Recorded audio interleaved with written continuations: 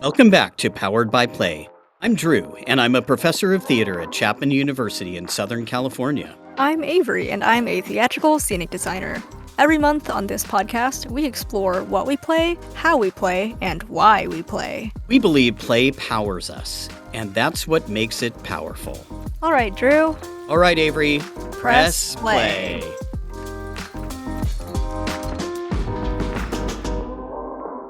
In the United States, we are part of a system of commerce that rewards the financially successful. Capitalism drives our economy, and we grow up learning that we compete for jobs and we climb a ladder of wealth until we are able to retire. So I think it stands to reason that playful experiences might reflect that focus. One of the things that we're going to be talking about is what are the ways that we play gaining and spending money or property or luxury items, and how does the flow of commerce affect our play? Here's a conversation starter for you, Drew.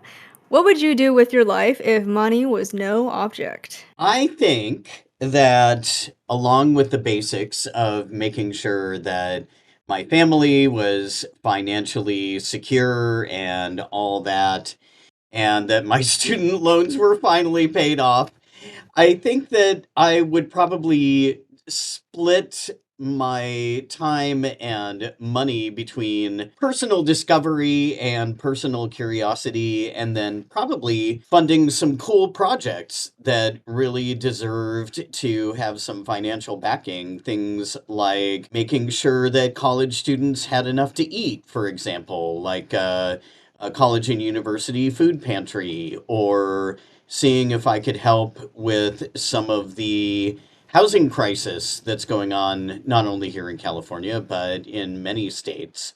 But I would, in terms of sort of personal curiosity and discovery, I would travel, absolutely. And I would try to collect people's stories and write about them.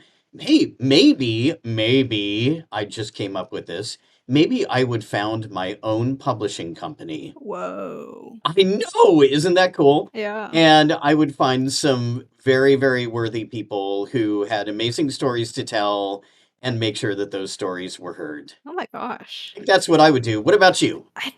That's a really interesting interpretation of the question because when I see the question of like money not being a problem, I imagine that money doesn't exist at all. Oh, Yeah, but also like cuz also the question is does the money just not exist for you or does it not exist for the rest of the world? But I think it's very interesting that you have generous, instincts to help other people in the world. I would definitely travel. I would read a lot. I would read so many books. I would probably live with horses for a while. oh yeah. Yeah, that was like a childhood dream of mine. You know how you're either a horse person or a car person? Well, I was definitely a horse person, and I had this childhood dream of like, I'm gonna be an author of a wonderful best-selling novel, series or whatever, and then I'm gonna use that money to live on a horse ranch forever in a beautiful mountain town, and I'm gonna be happy, and I'm gonna just have lovely animal friends all day long. Now I would probably just say I would just do art all the time, just like focus on making parts of the world beautiful. Like I would just like find stuff to like paint out in the world, and I would definitely still do the art stuff, but not with all the worry of, oh, if I freelance, am I going to not be able to afford my place and stuff? And there's a lot of questions that you ask yourself when you do have to worry about money of like, is this job gonna help me survive? Is the amount of hours that I work per week enough? Is the path that I'm choosing able to sustain not only my survival, like my eating and my health and drinking enough clean water and stuff, but also does it sustain my soul and stuff? And then can I even afford to worry about if my job sustains my soul? And so I asked this question because it's always something that a lot of job interviewers ask you, which is so ironic because you're literally at a job interview and you're putting on a persona during this interview to impress whoever you're talking to. You want them to hire you most of the time. The question is kind of playful, but even in the context of a job interview, I'm sure there is a right way to answer this question. And like, if you were to say, "Oh, if money were no object," I would definitely, like, if I didn't have to worry about getting into jail or, like, paying bail or anything, I would, like, set fire to an entire government corporation until they do a better job. You Oh know, like, man, there's yeah. still a playful lens, but even then, there are kinda limitations as to what a potential employer would expect you to say, so, yeah, fascinating question. Yeah, that is. I just thought, well, maybe the right answer is I would buy stock in this corporation and make sure to hire amazing people so that the corporation could succeed and could enrich more people's lives. Who knows? Yeah. The first game that my siblings and I would play together that would center money in this way was Monopoly, and I'm sure you have a lot of thoughts on Monopoly, Drew. Oh, I have a few thoughts on Monopoly. Yeah, so here's sort of our subsection where we'll talk about what does it mean to have money for its own sake when you're being playful, or what does it mean to make money in a playful way? Paper money, or poker chips, or all kinds of fun things like that. So yeah, let's talk about Monopoly. Definitely one of my childhood favorite games, and I would play this with my sister, I would play this with my parents, I would play it with friends. And I would venture to say that Monopoly is probably the most popular and well-known board game after perhaps Go and Mahjong and chess. I would say that Monopoly is right up there in the rankings and has certainly extended out past its kind of United States roots. So, Monopoly was originally intended to be a teaching tool. It was originally called the landlord's game, and it was supposed to be an indication of how the rich bankrupt renters. And everything just goes around and around and around, and this is how money flows and money flows until society kind of breaks down because nobody has enough money except one person who controls everything, but nobody's able to do anything because they have been bankrupt. And so that was the deal. But of course, when the game publisher got a hold of it, I want to say this was Parker Brothers back in the day. And when the company got a hold of it, it started being more about how do you impose your will upon other people that you are in society with. So it's now kind of a hallmark of educating young people and then reminding adults and those who have their own money about the long term value of property. How does property make you money? And Avery, even when you're in jail in Monopoly, I always found this kind of odd. Even when you're in jail, you collect from anyone who lands on your property and owes you rent. And so, in fact, one of the modern strategies of Monopoly is to try and land in jail because then you're not paying other people, but other people are paying you while you just stay in jail and hope to roll the number that you need to get out. And also, the other players owe you more if there's a home or a hotel on your space, and they're going to also owe you more if you have the two or three particular colors of that group of properties. So, dominate that street or that neighborhood, and they don't have choice. They have to stay where you are. I always thought it was odd also that they would still pay you rent even if there was not a house or a hotel to stay in. So I'm not sure what they are doing, whether they're putting up a tent or whether they've got their RV and they're like, bringing their RV to St. James Place or whatever is going on. But I guess they just owe you rent because they're standing in a plot of land that you own. So this is almost like possibly a precursor to Airbnb, from from way, way early on, okay, if I have some properties, I can have people just spend a little bit of time there and then move on. So that was Monopoly when I was a kid. Yeah, my siblings and I would always fight over who got to be the banker, because during the game you need somebody to dish out change and like give the go money. And I was very honored when I was finally considered old enough and mature enough to be the banker. Very nice. But I also have a friend who really does not like Monopoly just because there's so many more better board games. Because even when you think about it, Monopoly, a lot of it is up to the dice roll, but it's simple enough to have been able to be such a staple in so many households. And yet it's also dark and malicious enough to always have somebody winning Yeah, at that's the the only end. way to win is bankrupt everybody else. Is there some kind of wish fulfillment going on here? I can't own multiple properties or put up hotels on them in real life, but I can on this little board game, and I can make sure that I collect all these interesting colors so that they are mine. And if somebody else has that one yellow property that I need, maybe I can trade with them or pay them. And trading is supposed to be a big part of Monopoly, but I would venture to say that for many people, it's not a trading game. It's mostly just acquisition, acquisition, acquisition. Yep, yep. And then you kind of it's pretty fun. Like it's very joyful to have that fat stack of cash, wouldn't you say? Oh yeah. I can't remember whether my sister and I sometimes we would put the cash in neat little rows, ones, fives, tens, and twenties, and so on.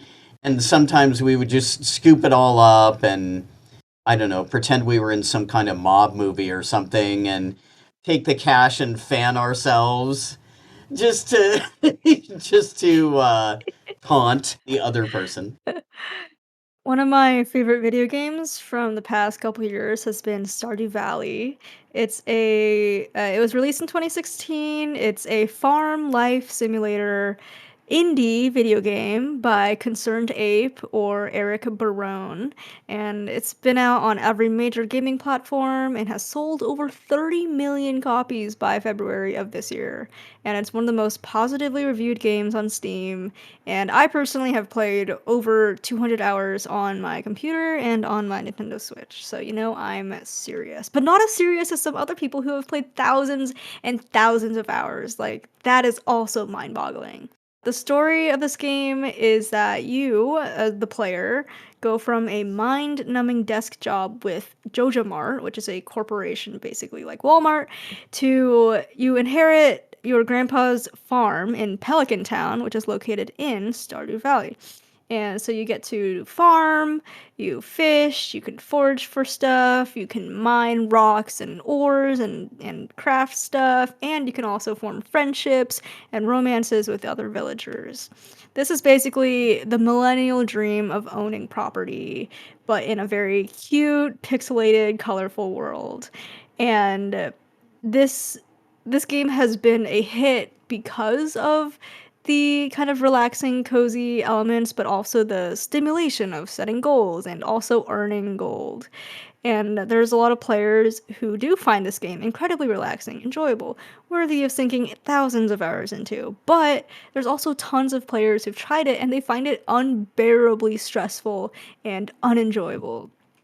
There's a strategy in a lot of video games similar to this game, which also is kind of it was meant to be an adaptation of Harvest Moon.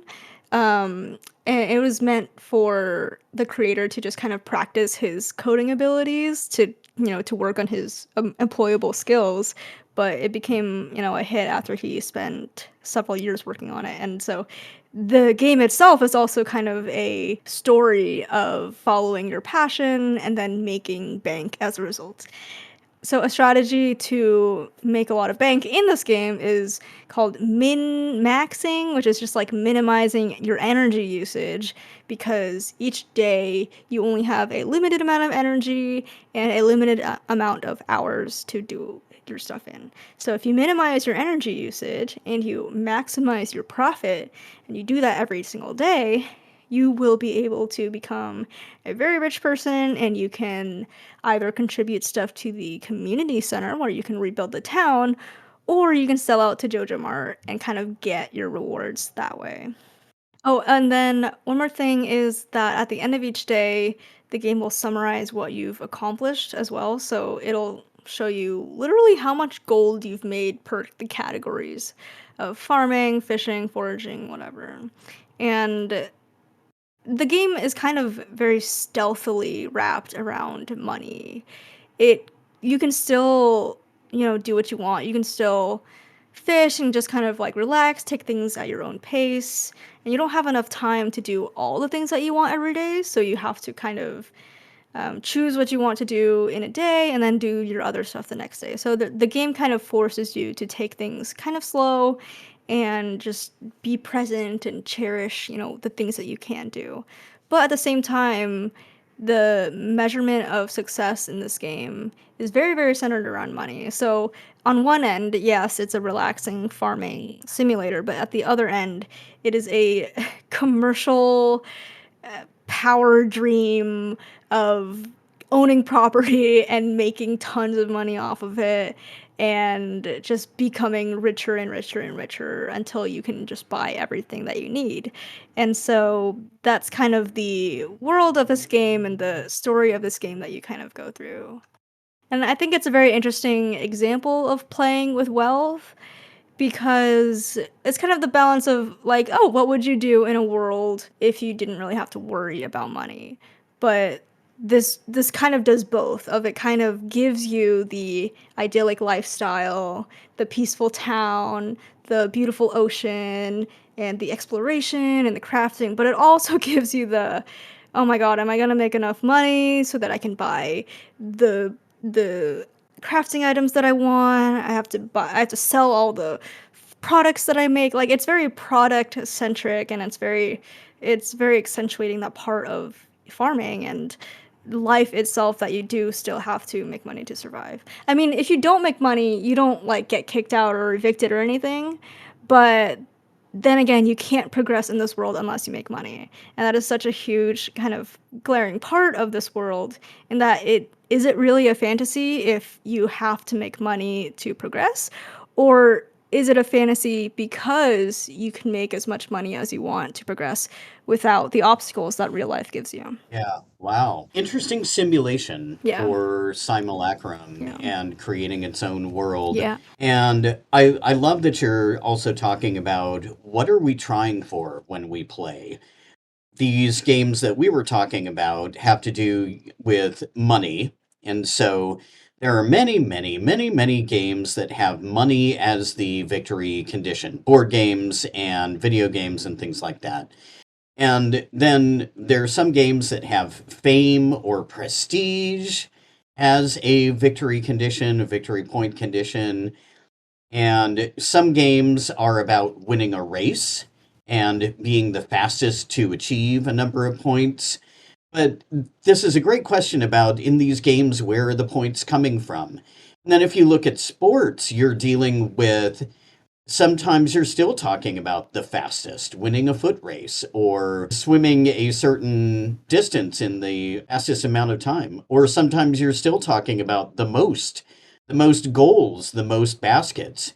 But sometimes in sports, you're also talking about being the highest, like jumping the highest, or pole vaulting the highest, or being the strongest, weightlifting, or throwing a discus, or something like that.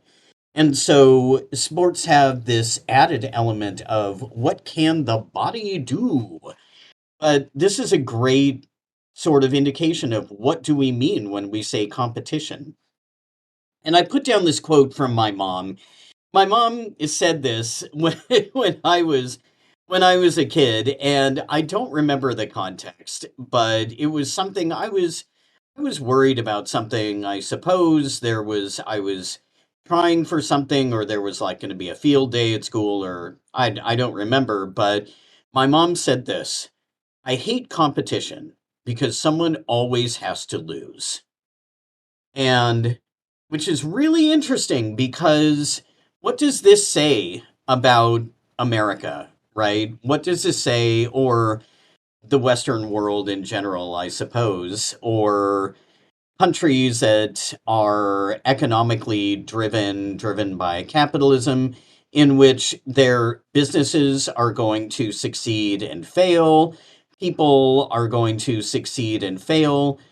Is it a zero sum game? Is there only one job and so somebody's going to get it and everybody else is not?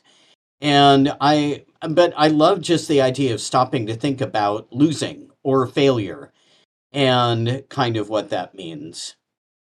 But continuing with board games and looking at choices and competition, and also you were talking about the randomness in Monopoly. Yeah. Let's talk about the game of life, shall we? Oh my gosh. Oh, yeah. All right. So this game has been around at least since, I don't know, the 50s, maybe the 60s. And it is a kind of simulacrum of life itself. And it developed from games that were around during, I guess, the Puritan era of morality. So you could move forward if you made moral choices. And if you did not make moral choices, then you would move backward and you were moving through your life and through your life and getting closer and closer to your ultimate heavenly reward. And so the game of life takes this and makes it secular. You begin the game of life by deciding whether you want to go to college or you want to start working right away. And the game of life ends not at death, like the Puritan version of this from way, way back, but at retirement. So once you retire and you count your money, you're done.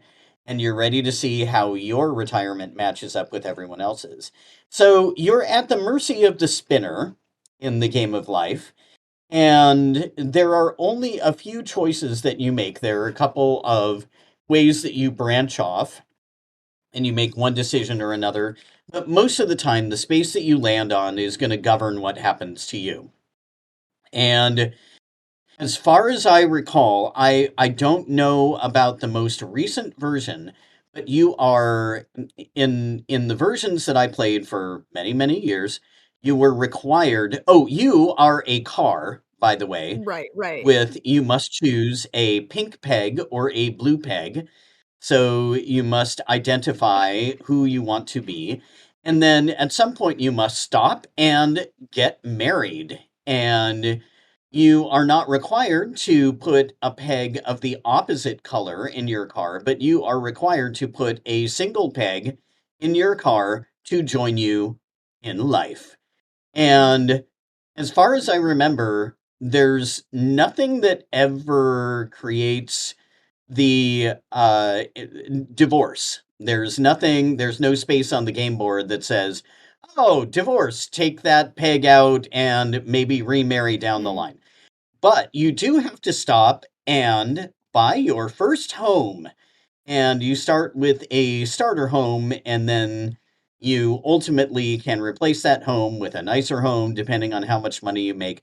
And along the way, you have just about every adventure that somebody could possibly have, and really too much financial adventure for one person. I mean, you can have everything you own wiped out in a fire. You can run for Senate. You can win the Nobel Prize. You can write a best selling novel. I mean, all of these things can happen to one person as you sort of careen in your little car toward retirement. So, talk about sort of rehearsing kids for what life nobody's life looks like this, Avery.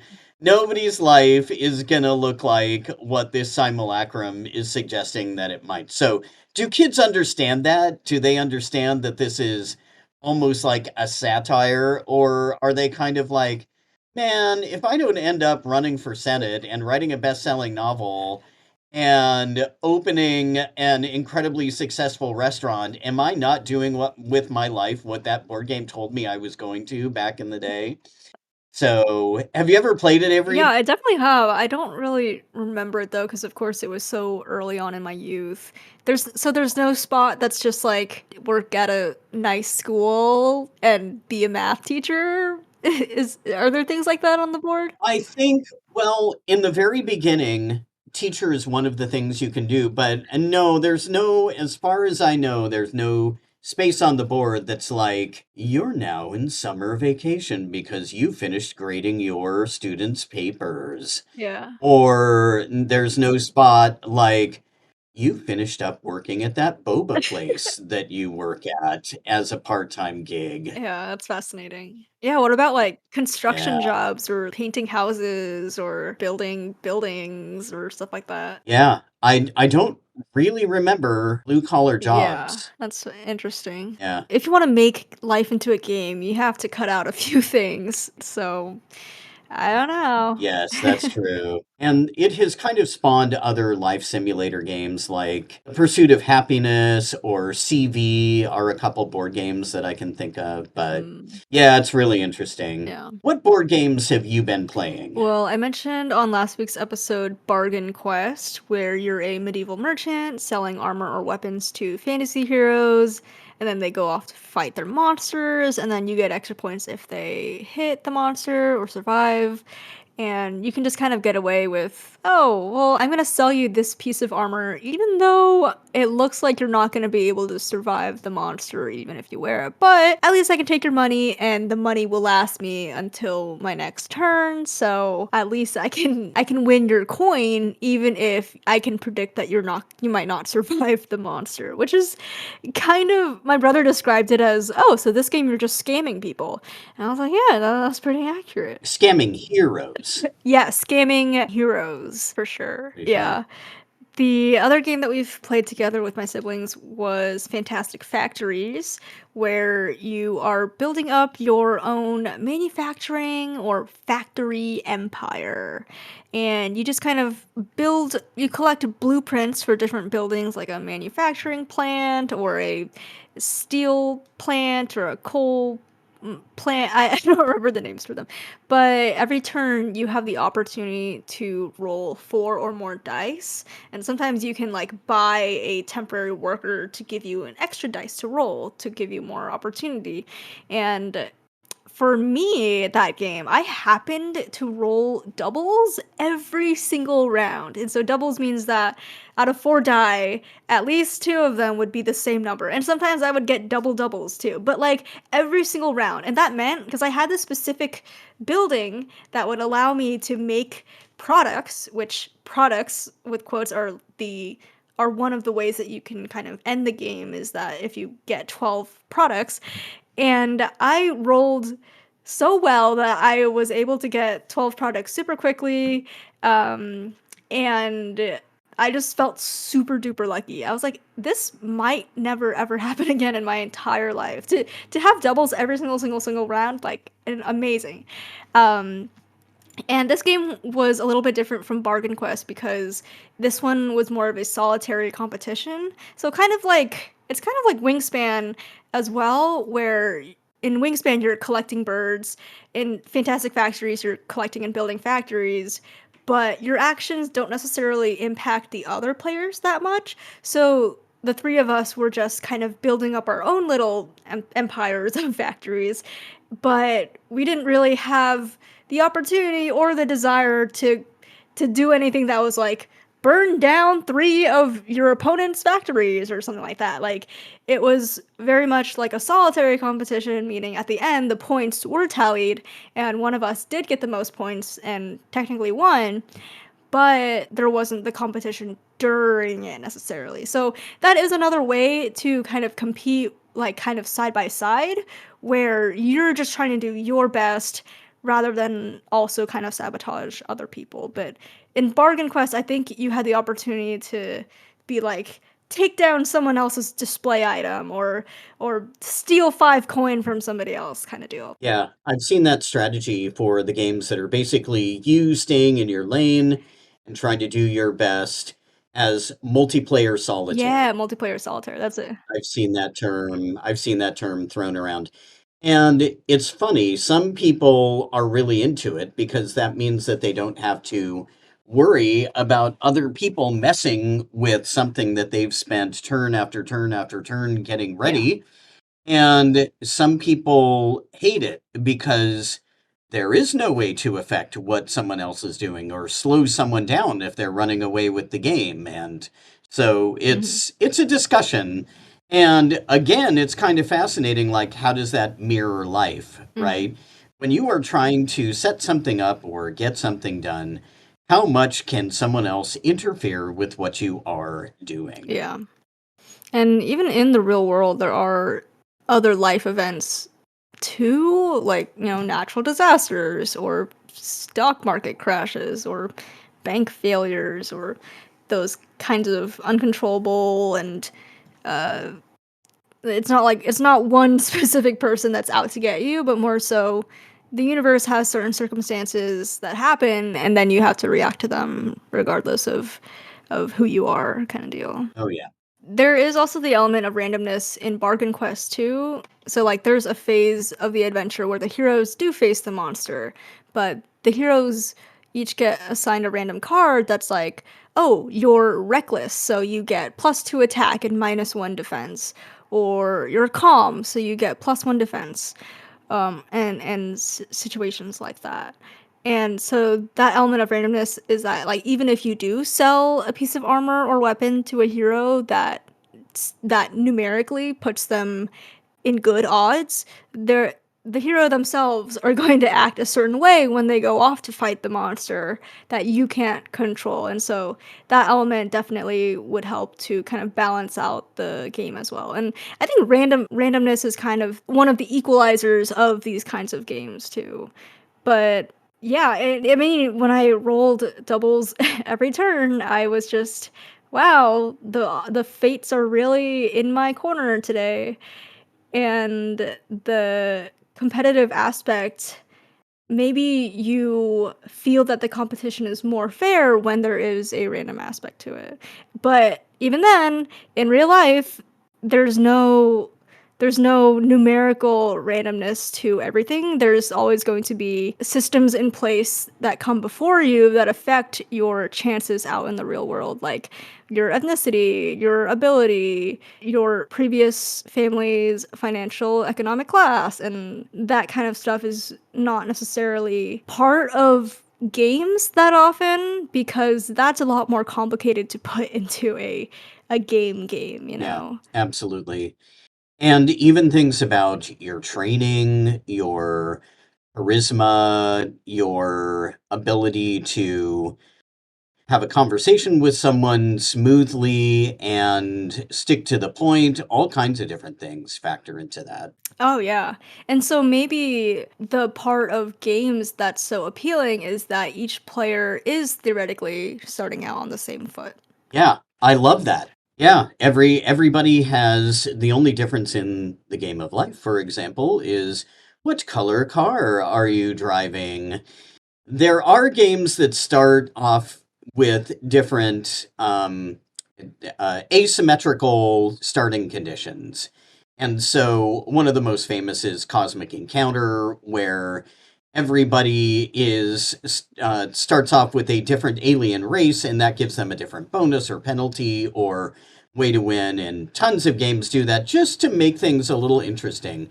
So that's a great question. How does it change a game when you have variable starting situations versus when everybody's starting off at the same foot? That's pretty fascinating. Yeah, that's true. Some games do give you different options and profiles to start with. Yeah. Do you want to talk about spending money and consuming now? I would love to. I have a little poem here, Avery, that I discovered. This is a poem called Money, and it's by Robert Frost. So, as we start to think about this is not the poem yet, as we start to think about spending money and consuming and the cycle of buying and selling and buying and selling, here's what Robert Frost says. Never ask of money spent where the spender thinks it went. Nobody was ever meant to remember or invent what he did with every cent.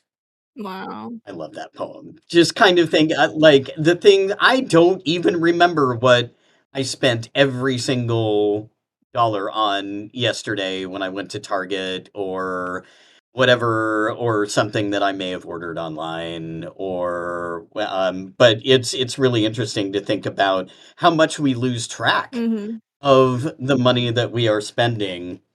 So, sticking with board games for just a hot second, Obsession. Obsession is essentially a game where you are doing something that's Downton Abbey esque or Bridgerton esque, or for our listeners who remember this particular Masterpiece Theater show, Upstairs, Downstairs, when you are a family and you are building a manor in order to attract society, and people come to your balls and your parties and they come through and you're trying to better your position.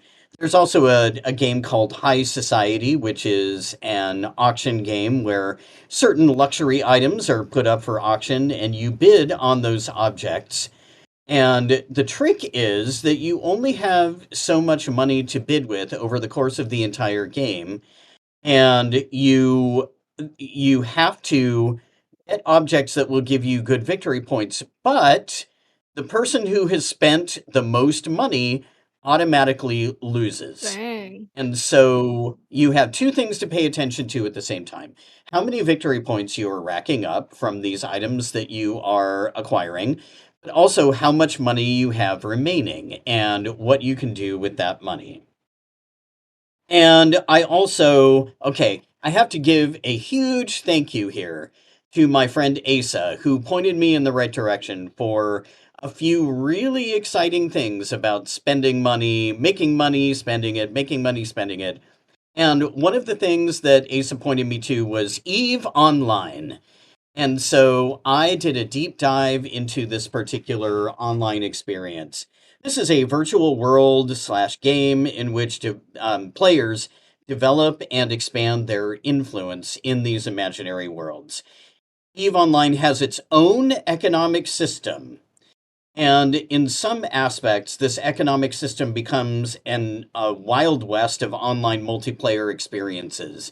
You can steal from people, you can lie, you can cheat for the in game economic system, but the in game economic system is pretty much going to get you whatever you're looking for. So it's pretty fascinating.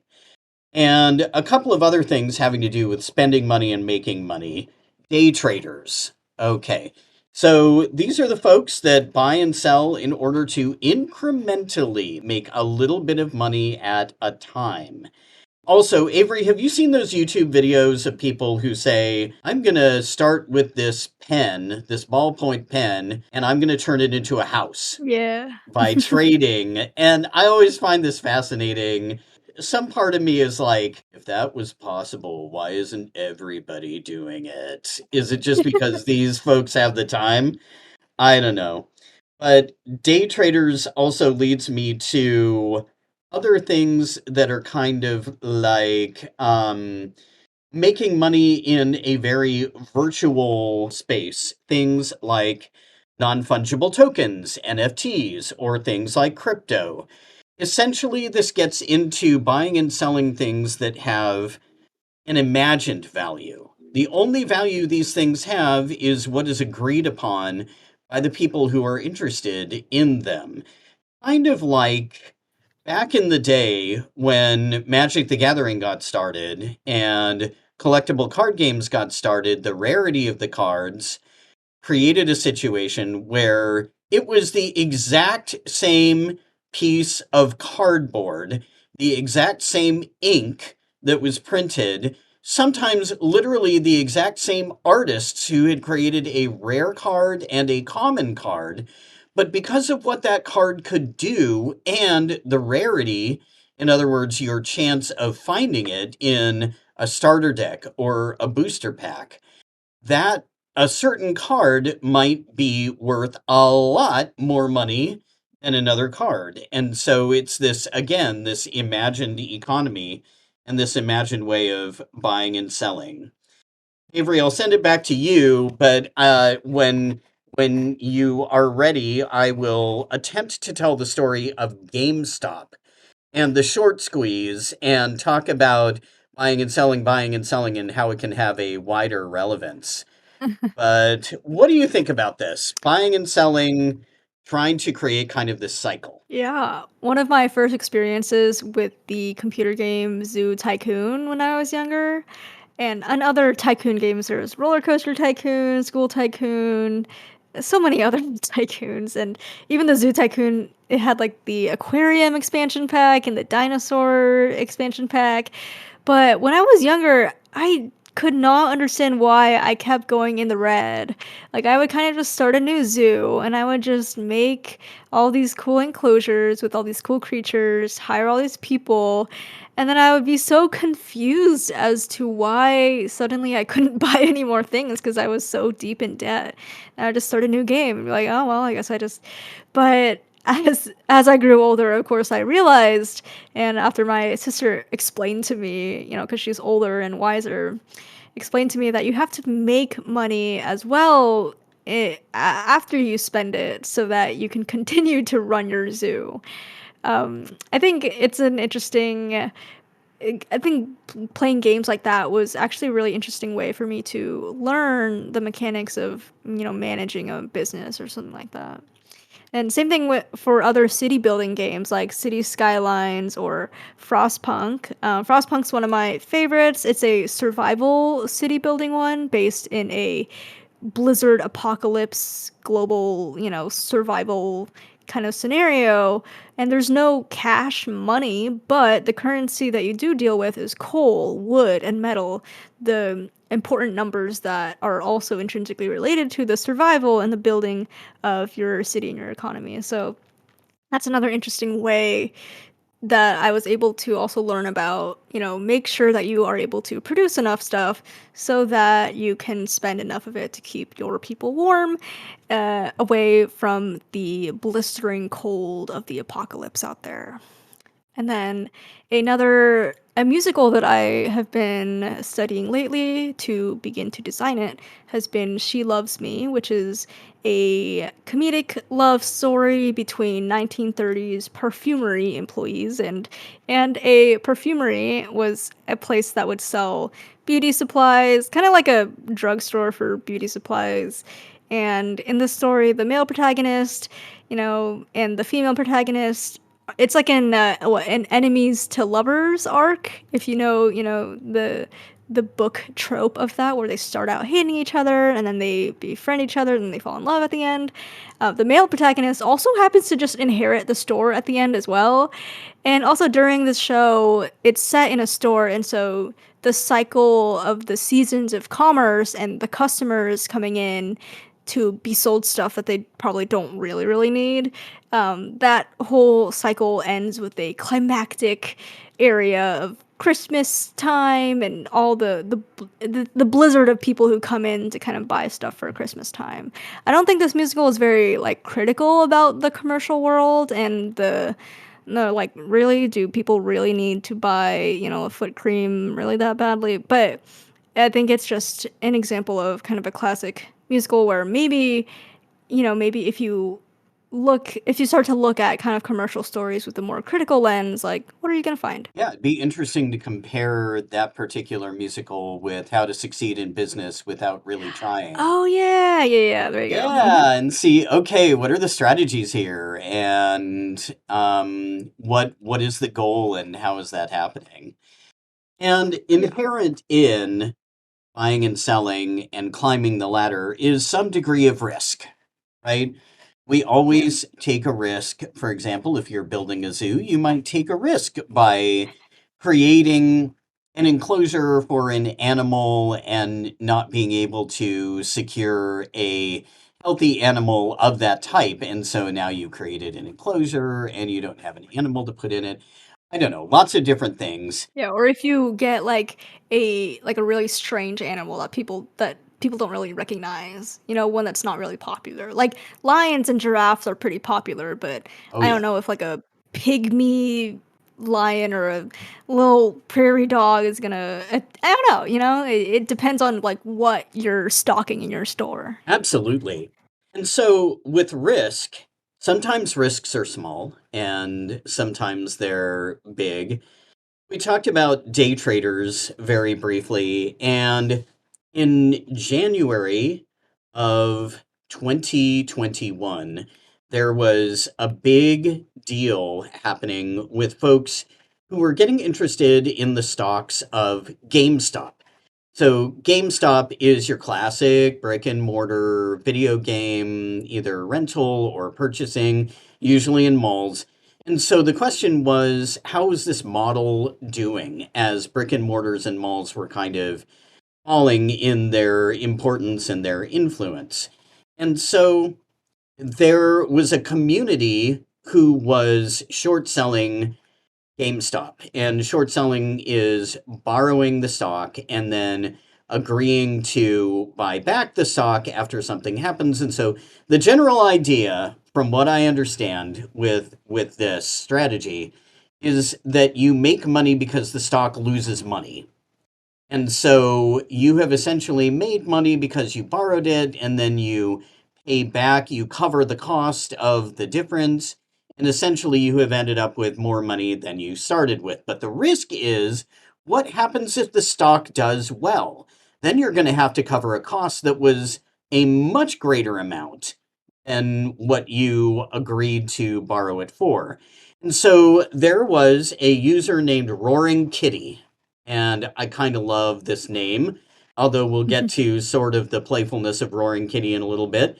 And a whole subreddit community, and they spend their time sitting around and figuring out, hey, what businesses are in the news right now, and what are we going to try to manipulate the stock of so that we can either prove a point or we can make some money.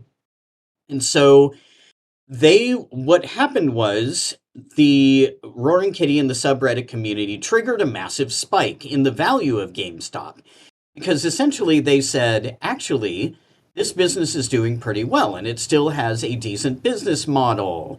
And if I'm recalling correctly, it was taken over in terms of leadership by the person who ran Chewy being the company that ships you your stuff you need for your pets, right?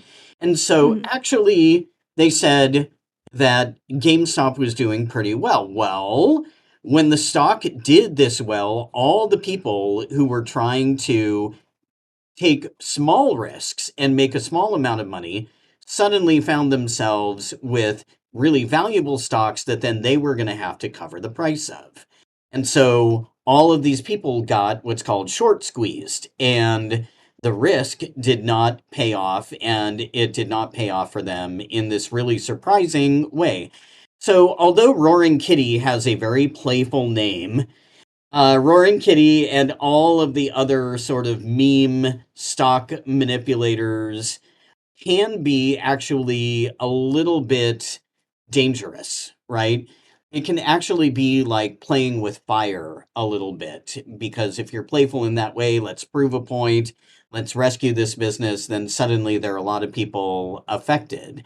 But this, Avery, is how the stock market works. I mean, essentially, the stock market is legalized gambling, and you make a decision to take a risk because you believe in a company, which is totally fine.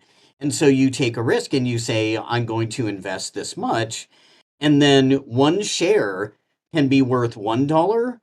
And then simply because of what's happening with that business, that share is not like,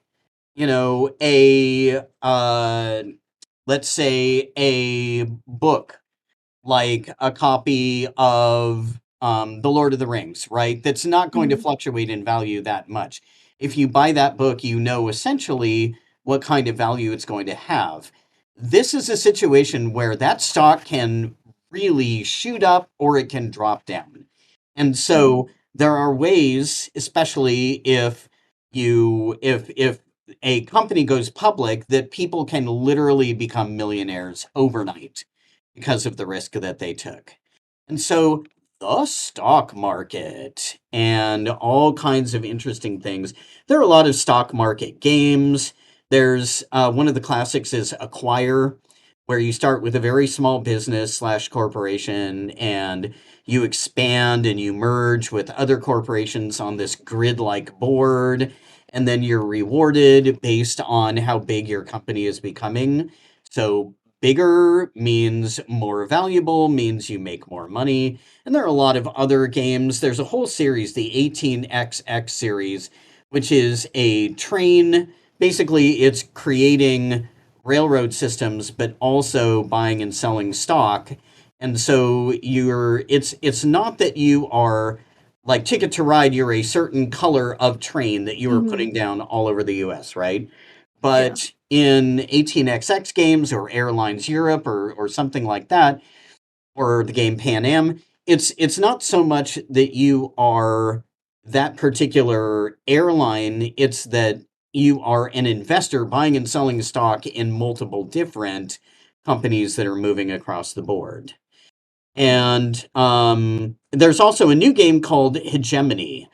And again, a shout out to my friend Matthew here, who took a risk and bought this game. And I played this game, and so this is the battle of the classes in a board game. So you can play as the middle class, you can play as the working class, or you can play as the bourgeoisie, the capitalists. And of course, each one of those classes has different goals, but you are literally setting up a whole society, and it simulates where do resources come from, who sets up the companies, who works at the companies, what happens during a strike, all these different things. How does the middle class kind of exist? What do they want? How is healthcare involved? It's actually a really good game and an interesting way, much more than Monopoly or the Game of Life, of trying to figure out what are the economic forces that exist all around us. Hmm. So, a couple of interesting, risky, playful experiences. Yeah. I think my only experience with the stock market is in Animal Crossing New Horizons, which also, come on, you owe this Tom Nook guy millions and millions of bells, which is the currency. You owe this guy for the rest of your life on this island. Like it's so the amount of money that you have to make to pay off all your debts in this game is absolutely ridiculous. And for what? For the fantasy of living on your own dream island. And also you can just like evict villagers whenever you want to just because you don't like how they look. Anyway, so in that game you can buy the stock radishes on a certain Monday, and then you have to you can like in your Nintendo Switch, you have to like turn off, the internet and airplane mode and then change the clock on your Switch to a different specific time in the past or the future or something. And then it's just like manipulating time so that you can be super duper rich and pay off all your debts. But another game recently that I tried that deals with taking risks is called Balatro, which is a roguelike video game that combines deck building with poker mechanics. And Balatro means Joker in Latin, I believe. And the Joker itself is an iconic symbol in card decks and also in the study of play. But this game, there's no microtransactions, which is amazing. And because if there were, they would definitely probably make a lot of money. But I'm glad that they are not doing that.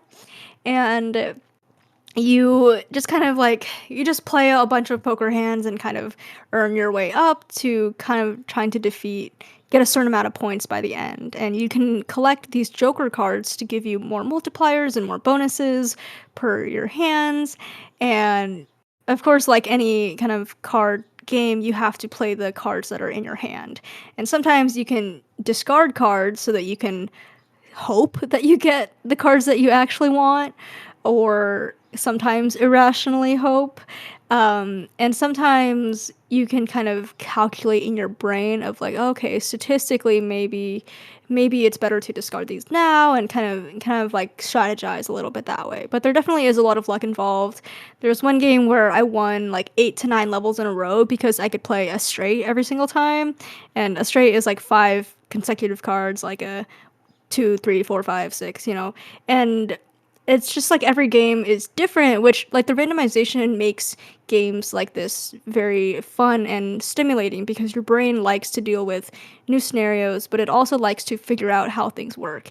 And sure, you can figure out how the game works and how the points work, but every single time that you play, there's going to be new risks to take and new detriments to of like certain cards will not appear when you most need them. And so you're always going to be at the hands of, luck and chance. So, which is also why games like this are also so addicting as well.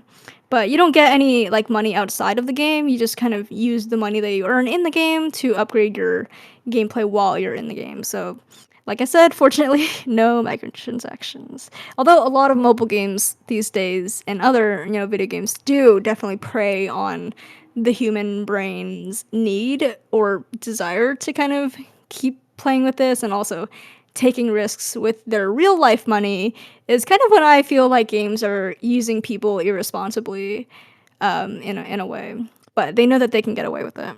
And it always reminds me of the Squid Game series, which you're risking your life for a jackpot level of money, and it's told from the perspective of poorer people whose real life circumstances are just as grim as those of in the game, which, the game is in the series, it's just like a life-threatening series of adaptations of children's games, and the more contestants die, the more that the winner will earn, and super dark, super amazing series, but always like I find it so important when art and our media can tie in the relationship between gambling with our lives in games with the circumstances that they have had to deal with in real life. Absolutely. Because we always want to be more rich and powerful, right? Absolutely. I mean, that's what we're raised to want. That's what's all around us. It's the water that we swim in all the time.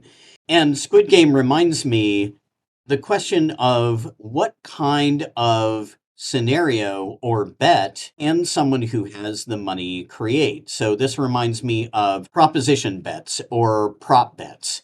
And this is betting on anything that two people agree. Often, a prop bet will have to do with a sporting event, like you're betting on whether someone is going to make it up to bat, or you're betting about how many baskets a certain player is going to make. But that's not where prop bets begin and end. There are also what are essentially dares, which are both parties agreeing to, I'll bet that you won't do X, but I will pay you this amount of money if you do X. For example, one of the famous ones was somebody vetting a well-known vegetarian that he wouldn't eat a cheeseburger for a set amount of money. And the well-known vegetarian said, "That's enough money that I'm going to eat a cheeseburger." And simply Ooh. because of the money that was involved, the the prop bet ended up sort of working out. So yeah, what can the rich do? And we're gonna get to a few sort of cautionary tales about that in a little bit. But aside from spending and making money back and that cycle, and aside from taking risks, there's also something about performance. There's something about pretending to be rich, pretending to be powerful. And this can be in real life, or this can be in and real life, of course, can be as playful as performative play. But I want to thank my friend Eric for talking to me about cosplaying as Tony Stark. Okay, so Tony Stark, our well known playboy millionaire who becomes Iron Man, played memorably by Robert Downey Jr. And he was interesting thing about Tony Stark was that Eric and I sort of discovered this as we were talking. His alter ego is just as famous as his superhero character.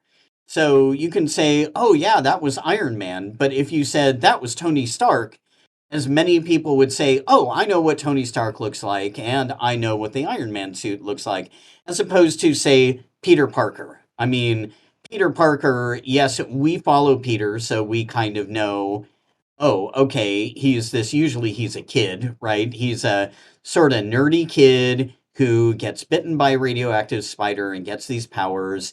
But we would always think about he makes a difference as Spider Man. But because Tony Stark has all this money, he can make a difference as Tony or Iron Man. So I talked to Eric about, hey, why did you decide to cosplay and why have you been doing it for a while? And he said, well, part of it was the Robert Downey Jr. performance. He's got this swagger and he's got sort of this sort of sarcasm and incredible charisma. And so Eric wanted to feel a little bit more like that. And the first time he put together his cosplay, the first time he put together his costume, he went to Goodwill and he bought a cheap suit. He went to Home Depot and he bought a ring light and he went to a drugstore and bought a pair of aviator sunglasses. So, in order, I Nice. love Avery. I love the irony of this. Yeah. His whole costume that he made for this rich character cost probably $50 at Wow. most. And the ring light, by the way, was for the I forget what it's called, the arc thing that goes around his heart, Oh, yeah, the yeah. shining thing that keeps his heart healthy. Oh. And yeah, and so he put that under a t-shirt and then put this I mean it's like $50. And that night he went out and people went, "Hey, Tony Stark, I want to shake your hand." And he was treated like he was rich. He was treated like he was rich and he was charismatic. And so he thought, well, I'm going to keep this going because now that I'm known as someone who cosplays Tony Stark, I'm just going to keep going. And so now there are other people that do it. He was one of the first, but that's why he loves that character. And along the way, he's upgraded his costuming and stuff. But I just kind of love that. But the other thing that I was thinking about when I thought about pretending to be rich and powerful is Bridgerton. Bridgerton and the Regency era, and I know you've got some period stuff going on too when we get to Yeah. you. But following on the literature from the British Regency era, so this is part of the Georgian period when there were a bunch of kings named George.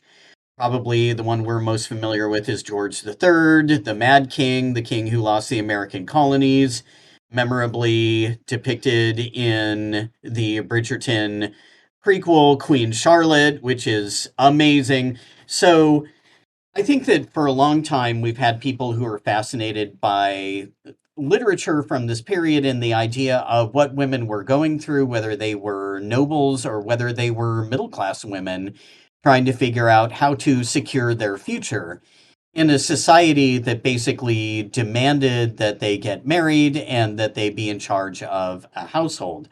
So Bridgerton kind of flips this a little bit, not the book series, but the Shonda Rhimes television series by folding in the idea of that black society, because Queen Charlotte had African roots, that black society was uplifted by King George marrying Queen Charlotte and lifting an entire population into the nobility or lifting them into high society. And then in season two, we get an understanding of what's going on in India as well, but mixing up playing with history, being playful with history. And so suddenly people are loving Bridgerton as a new take on the Regency period, cosplaying as characters from Bridgerton, having Bridgerton balls, having Bridgerton escape rooms, and all kinds of different things to kind of engage with that period and what it would have been like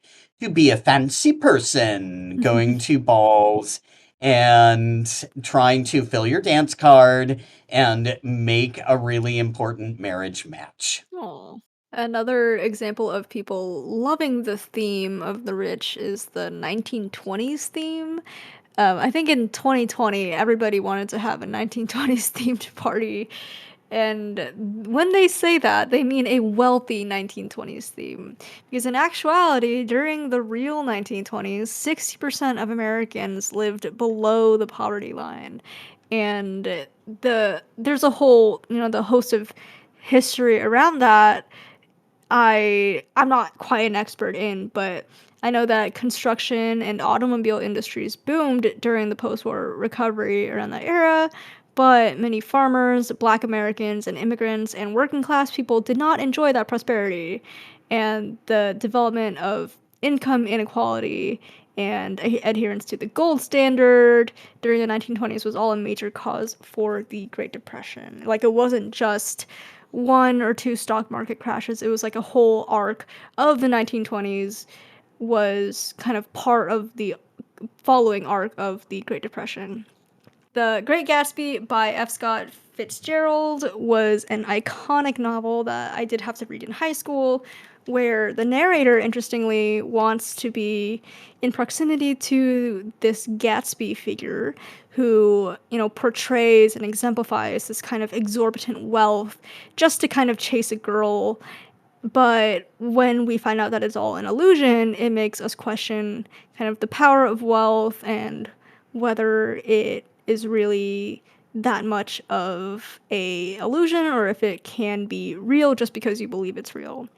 People also can dress up as like a 1920s flapper person during like Halloween and such and other occasions, but kind of when you think of a 1920s party in the modern day, you think of like all the fancy cups, the costuming, the makeup, the hair looks, but really it's kind of just another example of exemplifying the top percentage of Americans and kind of pretending that that's really all that the 1920s was about. Yeah, I love the idea of which periods do people kind of hone in on when they're trying to play at being fancy or rich or powerful. And think you can spotlight a few. You can spotlight feudal Japan and the Edo period and samurai going to kabuki shows. And I mean, we just had Shogun. So we look at this interesting period where samurai are lords and well, I mean the daimyo are lords and then samurai are important and powerful,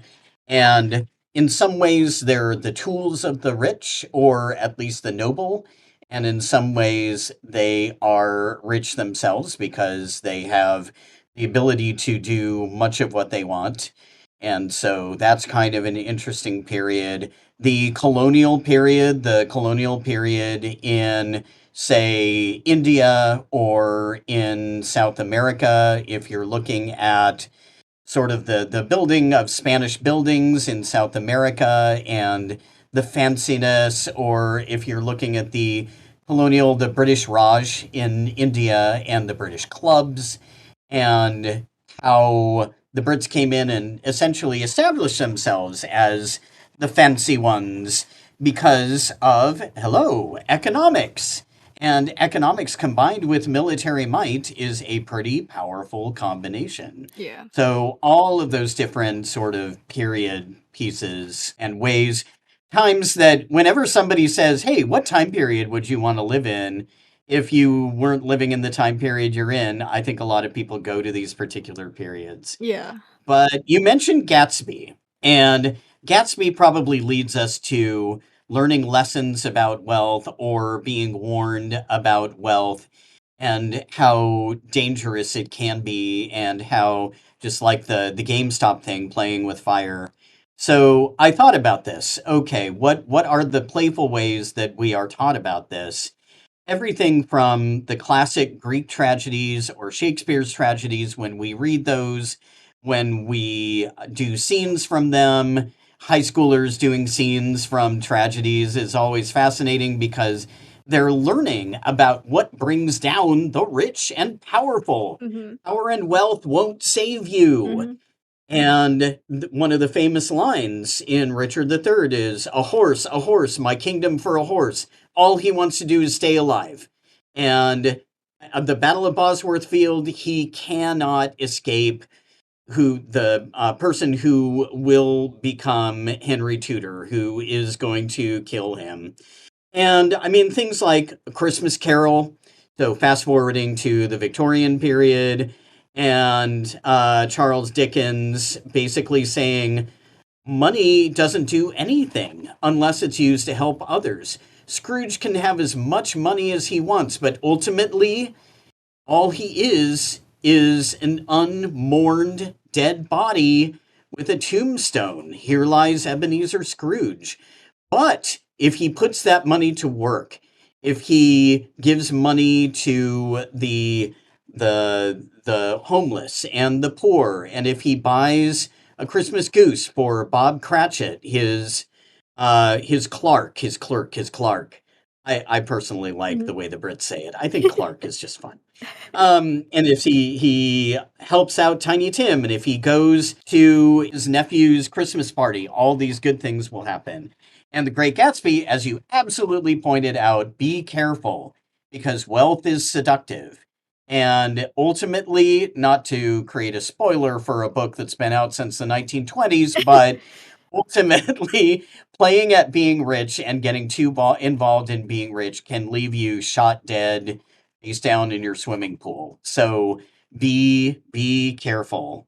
And then, of course, contemporary Knives Out. The rich people are brought down by Benoit Blanc because they're trying to get away with stuff, and he's there. And as the detective, he's not quite going to let them get away with it. The old TV show Columbo was similar.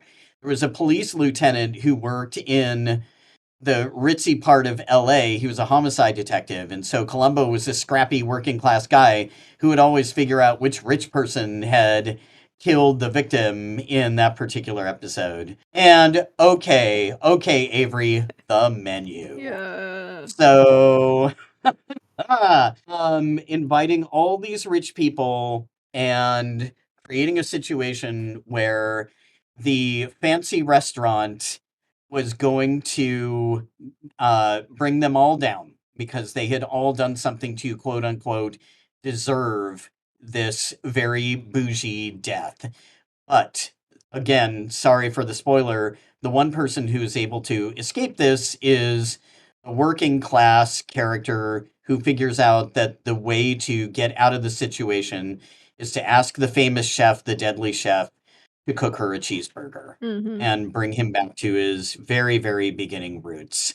So, what ways did you find, Avery, of telling people to be careful? There's plenty of films about relationships between people who are wealthy and poor, such as Crazy Rich Asians, which shows the drama and spectacle from the wealthy side of one aspect of, certain Asians, I guess. It's not meant to be like, ah, here's what all Asians are looking like, but it's very much like a wealth centric.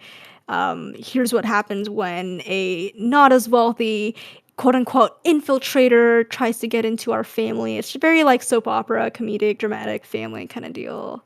There's Get Out, which is about eccentric, liberal, wealthy family or wealthy white family who are the bad guys. There's Parasite, which is a movie that's become kind of a symbol of its own about this working class family who is basically able to infiltrate the lives of a wealthy family and ends up being able to enjoy some of those wealthy aspects. But in the end, there's a lot of darkness that overcomes them because the lesson is kind of that people in poverty, regardless of their dreams, often don't have the power to join the affluent class no matter how hard they try. And some that I haven't watched quite yet are Saltburn, Wolf of Wall Street. I think Titanic is also very much about wealth relations. I did a little bit of a dive into Saltburn, which came out recently, where a middle class Oxford student lies about his finances and then infiltrates the wealthy family's country house, kills most of them, and then gets the house and the assets.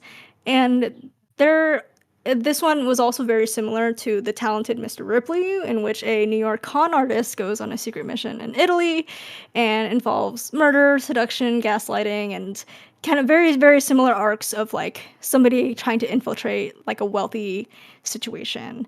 And when we compare different stories about this sort of parasite infiltrating storyline, it's always important to look at the perspective of who is the artist trying to portray as sympathetic. I think in Parasite, clearly we're meant to be sympathetic to the working class family, because we want them to succeed, and then we face the tragedy of when they're ultimately not able to succeed. But Saltburn isn't easily as empathetic in terms of the main protagonist, just because the wealthy family is not portrayed as super, evil or anything too. I don't know. There's just like a lot that we can say when we create these stories of who's the good guy, who's the bad guy, who are we rooting for, and who does the audience side with to want to get away with, what they're trying to get away with. Yeah, absolutely. And identification with a given character or characters is one of the ways that we learn about ourselves. That's Yeah. woven into theater from the very beginning. It's very Aristotelian. I shouldn't be like this character because bad things happened to this character, or I should be like this character because good things happened to them and they went through adversity. So, yeah, so I think when we get to the end of all of this and the question of, okay, well, what do we learn by playing this way? What are we rehearsing? And what does this mean in a wider context? First of all, I'm going to put it out there. I think here in the United States, we get competing lessons. Gain money. Money is important. Money will improve your life. You are here in society to make money, but don't value that money. Don't put the money above what it can do. And there's also a competing lesson of show your wealth. Talk about that travel that you were engaging in. But also be humble. Don't make yourself sound better or richer than your friend next door, right? Mhm. And make sure that you are not getting too braggy, and that money is not becoming the focus of what you talk about. So I think some of these things help us ask questions about, are we at the mercy of forces of those who are richer or more powerful than us, like Karl Marx proposed back when he was writing back in the Victorian period? Are there things that are kind of out of our control? Does money equate to control over our lives? And how much has changed since he was writing? It's a confusing way to grow up, and it's a confusing way to live. I found this wonderful quote by the economist John Kenneth Galbraith, and he said, "A person buying ordinary products in a supermarket is in touch with his deepest emotions." This made me think of two things. One, those preschool kind of learning spaces where kids buy food at a grocery store and Mhm. go shopping. The ways that the kids, when they're doing this shopping play, learn how to spend their play money. How much bread can you buy? How much milk? How many eggs? And also that question where, have you seen these things, Avery, where they ask rich people, how much do you think a pint of milk costs? Oh yeah, yeah. Yeah, and I think Galbraith is right. I honestly think that he is right. If we understand how much of our money we are spending for the things that it takes to live, we understand a lot about ourselves. We are in touch with our emotions. Oh, I wish I could buy that new special fancy thing at Whole Foods, but I really can't. But maybe when I have a party, I will spend a little extra money and get that really cool almond cake or whatever it is. Mhm. So, how do we learn through what we buy and what we spend? And how does play allow us to rehearse for what goes on in the real economy? And what is our relationship with money at the end of the day? How does that vary from country to country, society to society? I hope that we have brought up some playful ways in which we ask those questions and maybe answer them for ourselves. Yeah, absolutely. In this kind of a world where money has become one of the most important pivotal aspects of everybody's life, it's always important to look at the meaning of it and reevaluate our relationship to it so that we can have a healthy relationship to it. And thanks for listening, everybody, and we will see you next month. This has been Powered by Play with Avery and Drew. If you've been enjoying this podcast, you can support us online at Ko-fi. That is ko-fi.com/poweredbyplay. Thank you so much for listening, and we'll catch you next time.